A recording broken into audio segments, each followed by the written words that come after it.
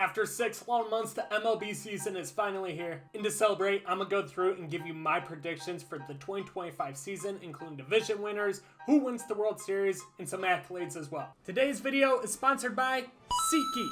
Baseball season is here, and SeatGeek's gonna be your #1 spot for finding tickets to any game for any ballpark you want to go to. My favorite part about SeatGeek is that this little icon right here is meant to tell me just how good of a deal I'm getting on these tickets. Takes all the guesswork out of finding out if you're getting a good deal or not. Use code Bkindel at checkout, and it will take $20 off your first purchase. Click the link down in the description. Start out with the AL. Let's start out with the AL East. The bottom dwellers of the division this year are going to be the Tampa Bay Rays. The Rays are one of the best organizations in terms of developing talent. Their rotation, I feel like, has been good for so long. Solely off guys they've developed. They know when to trade guys. Teams haven't learned you should not make a trade with the Tampa Bay Rays. This year, I feel like their lineup is lacking. You got Junior Caminero due for a big season. Brandon Lau always seems to get hurt. And Shane McClanahan left his last start with an injury and is probably going to miss the first 6 weeks of the season. Not exactly high on them to start the year, but they've proven me wrong before. Right now, I have them finishing last. The rest of the division is going to be nasty. In 4th place, I got the Toronto Blue Jays. Bo Bichette and Vladdy are in their final seasons of their contract without an extension, so the Blue Jays won out. Went all in for the season, signed Anthony Santerre to give them an elite big three in the middle of that lineup. And they also signed Max Scherzer to go along with Kevin Gausman and Barrio. I have them finishing 3rd right now, but would not be surprised to see them finish 2nd or even 1st in the division, and that's the Boston Red Sox. They did exactly what they need to do this offseason. They went out and got their ace in Garrett Crochet. Tanner Houck coming off a big season. Brian Bellows still developing. You also signed Walker Buehler to be a bounce back candidate. All of a sudden, the rotation, which was an issue last year, is looking pretty good. And the lineup is also very good. They went out and signed Alex Bregman, one of the top free agents in the offseason. Tristan Casas is going to be back. Rafael Devers. Oh, and they have 3 prospects in the top 10 in all of MLB who are due to be called up this year, including Kristen Campbell, who made the opening day roster. They could get to a point later in the season, once those guys start to develop, where they really don't have a weakness on this team. Speaking of weaknesses, I got the Orioles in 2nd place, and man, they have a big one. If they don't get out to a big gap early between the Red Sox and them, all of a sudden they could drop down to 3rd place. But right now, I have them in 2nd. That rotation for Baltimore is going to be an issue this year. They lost Corbin Burns. Kind of failed to upgrade that. Zach Eflin is going to be their ace to start the year, but the lineup is absolutely nasty. You got Gunnar, you got Adley, you got Kauser, Kierstead. You also got Kobe Mayo and Jackson Holliday ready to take a big step this year.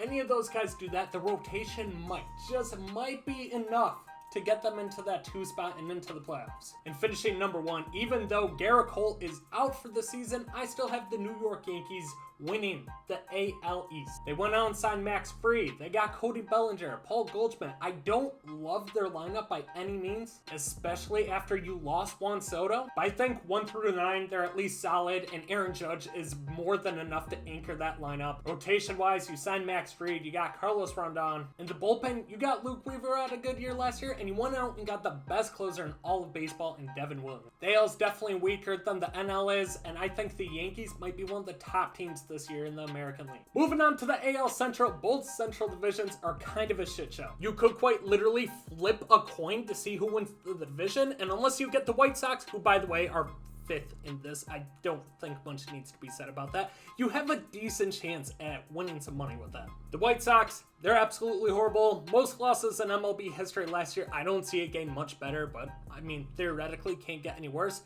They traded their best pitcher, but now their minor league system is looking pretty good. They're still a couple years away, but I mean, it can't go worse than 2024, I guess. Finishing 4th is really where you could see a mixture of any team. I have the Twins. I just don't trust them to stay healthy for a full season. Byron Buxton, good one plays. He's played over 100 games like once or twice in his career. Royce Lewis is an absolute stud. He's already hurt to start the year, gets hurt every year of his career. He's still only 25 though.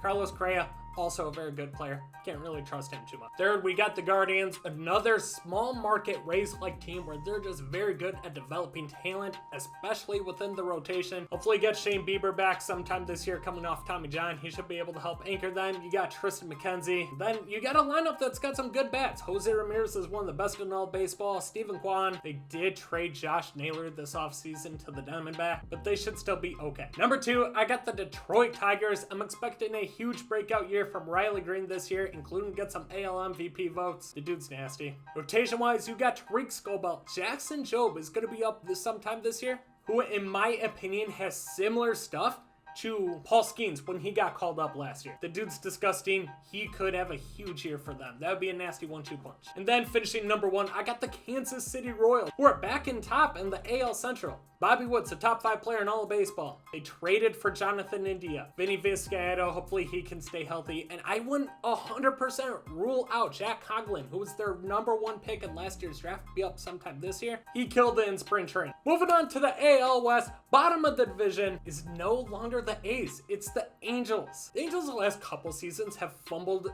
everything in every possible way, including not trying to sign Shohei Ohtani, not trading him in the deadline, having a very weird offseason where there's been a shit ton of money on very old and not that good players anymore. And their farm system is absolutely horrible. So really, there's no end in sight for the Angels right now. Number 4, I got the Athletics. You got one of the best closers in baseball, Mason Miller, an elite weapon out of the bullpen. Brent Rooker's amazing. Lawrence Butler signed an extension. He came off a breakout season last year. They actually spent money. Their highest paid free agent of all time is Luis Severino. Kind of a weird, number 1 highest paid player in franchise history, but he's still a good player and is going to help out their rotation a ton. They traded for Jeffrey Springs, who was injured all of last year, but was really good in the year prior. They're not quite there yet. You also got Jacob Wilson, who should get a huge chunk of playing time this year. But I truly believe they are getting close. Close so much that I wouldn't be surprised if they jump to 3rd place, beating out who I have right now,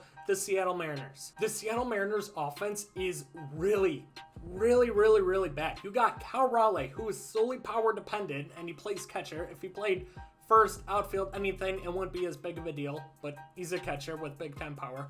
Then you got J-Rod, who's a stud, 23-year-old center fielder. After that, the offense is basically non-existent and was one of the worst in all of baseball last year. What saves them is they had one of the best rotations in all of baseball last year. 1 through 5, all 5 pitchers can get you an ERA under 3. Logan Gilbert's their ace, but followed by him is Luis Castillo, Brian Wu, and the rotation's just absolutely filthy. They are going to win a ton of 2-0 games this year. I believe this is going to be a 2-team division at the top.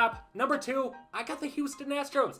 Doesn't matter who they lose each year. They lost Kyle Tucker this year. They also lost Alec Bregman, 2 big bats in their World Series dynasty run. But they got Cam Smith, who sounds like he's going to get a good chance to play right field for them to start the year. They got Isaac Paredes from the Cubs in that Tucker deal as well, who didn't have a good year with the Cubs, but with his swing profile and hitting a ton of line drive home runs to left, he deadass might hit 35 home runs with that short porch in Houston. They also signed Christian Walker, who's a big time bat, to still go along with Jose Altuve, Yordan Alvarez, who is one of the best hitters in all of baseball, Yanir Diaz, and a rotation that's still anchored by Framber Valdez. They'll be good. Huge bounce back from the team I have at number 1. Won the World Series the year prior, dealt with a lot of injuries last year. It's the Texas Rangers. Marcus Semien and Corey Seager have already proven to be well worth the $700 million they paid them the one off season. Jacob deGrom's going to be the big thing. He is finally healthy. They're going to limit his innings right at the beginning of the season. If he pitches even halfway like he did prior, bare minimum, that's still like a number 2 starter in any rotation. They also signed Jake Berger, who has 30 home run power. Wyatt Langford started to figure it out towards the end of last year. Evan Carter, he should have more of a breakout season this year. Brought back Nathan Eovaldi. Truthfully, I like this team a lot because their lineup is stacked. If Jacob deGrom pitches anything like an ace, they might be a World Series contender. And moving on to the AL wild card in that final 3 spot, I have the Houston Astros. You just can never count them out. Number 2,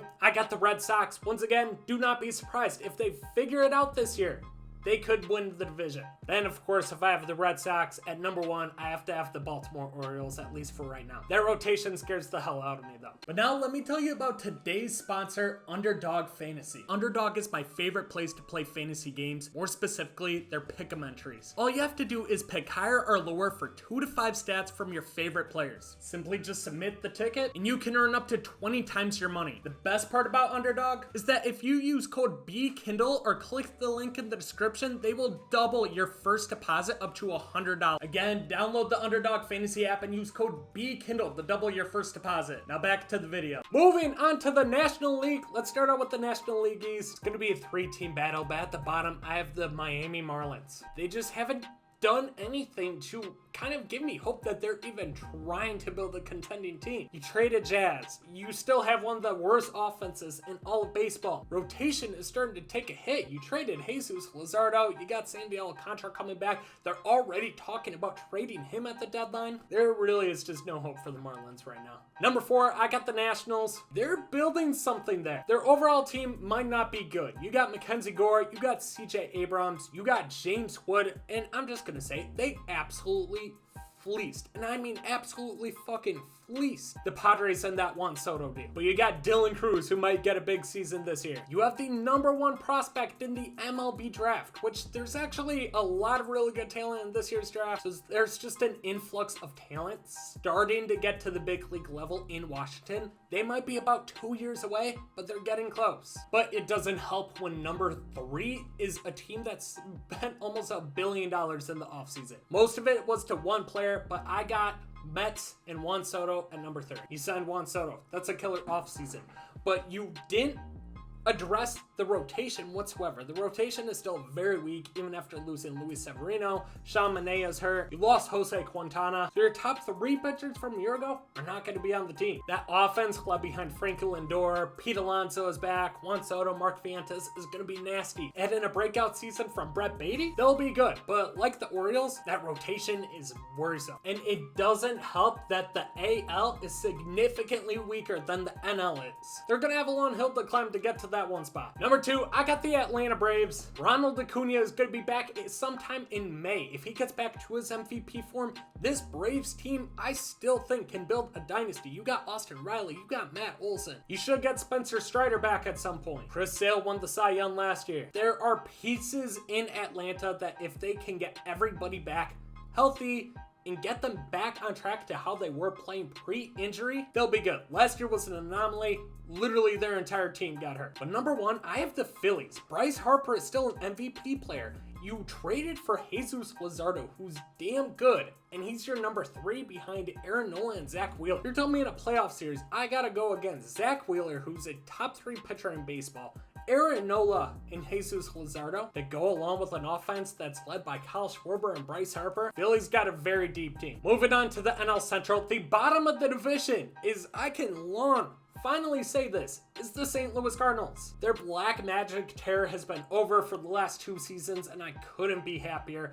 They failed to do anything this offseason, even trading Paul Goldschmidt or letting him go free agent. I think it was a free agent. Von Herrera is going to play catcher. Wilson Contreras is going to play first. Nolan Arenado, if he has a bounce back season, maybe they're a little bit better. But man, that rotation, you have Sonny Gray, and then you have a bunch of really, really bad number 5 starter. Number 4, I got the Pirates. Man, I'm so disappointed. Pittsburgh deserves better, man. You have a generational pitcher in Paul Skeens, and you didn't even attempt to, 1, talk to him about a contract extension, or 2, put any form of talent in that lineup. You were solely hoping for development on O'Neal Cruz. Brian Reynolds continues to hit. Maybe Henry Davis puts it together in the minor leagues, but your shortstop this year is going to be fucking IFK. It's not looking good in Pittsburgh, but you might have Bubba Chandler come up this year, which Paul Skeens and Bubba Chandler is probably going to be the best duo in baseball by this time next year. Number 3, I got the Chicago Cubs. And no, this isn't me being a Cubs hater. I just